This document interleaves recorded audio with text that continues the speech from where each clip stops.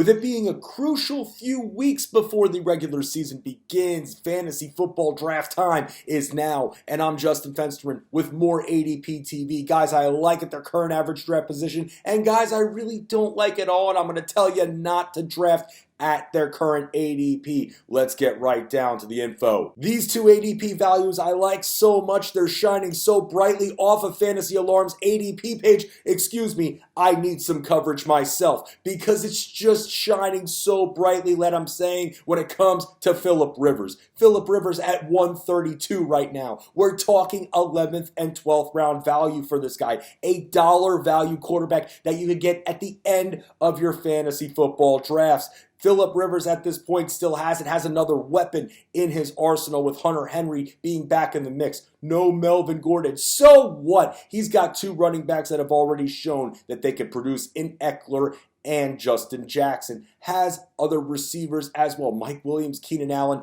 Who wouldn't like either of those players? 132, Phillip Rivers, shining bright like a diamond when it comes to average draft position value. I love it. He's my QB1 in a lot of leagues thus far. Another ADP value shining oh so brightly. Sterling Shepard, his thumb is fine, and at this point, the Giants' #1 wide receiver doesn't have a lot of competition for targets. Golden Tate suspended for 4 games. Yes, Saquon Barkley is there. Yes, Evan Ingram is there. But who else after that? At 99 to get a wide receiver 1 like Sterling Shepard, again, the thumb is fine. Shouldn't have to miss time at this point. You gotta love it very much. And also, I love Golden Tate's ADP draft stock as well. Even with the suspension, the Giants, you got to be expecting that they're going to be playing from behind a lot, meaning a lot of throwing, and Sterling Shepard at 99. What a great value right there to end that top 100. Sterling Shepard, again, such a great value at this point. Thumb's good to go, and he should be absolutely on your draft target list.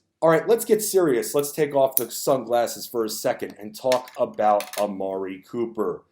Amari Cooper is at 32. Let me ask you something. Should you be paying third round value in your fantasy football drafts for a guy with plantar fasciitis? I don't think so. That's one injury that seems to follow you around everywhere. It's a very slow healing injury, and we have not even gotten what exactly is bothering him, whether it's a sore Achilles, muscle strain, whatever they want to call it. There's obviously a little bit of an Andrew Luck flavor to this Amari Cooper injury. This was, of course, Andrew Luck before he retired. You didn't know what exactly was wrong with him. Is Amari Cooper progressing? We don't know at this point. Do I want to make Amari Cooper my wide receiver 1 if I start off my fantasy football drafts going running back?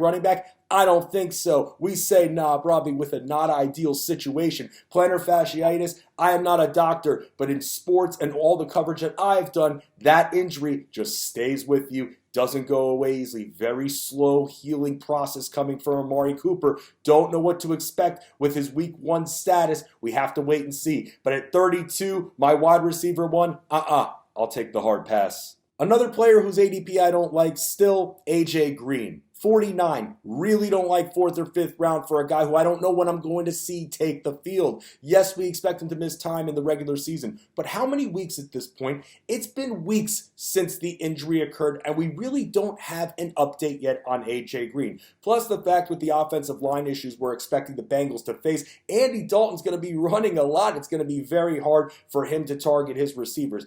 Don't get it twisted. He's going to do it still. But with AJ Green being there in the 4th and 5th round area, I have to pass on AJ Green until we figure out how many weeks of the regular season this guy is going to miss.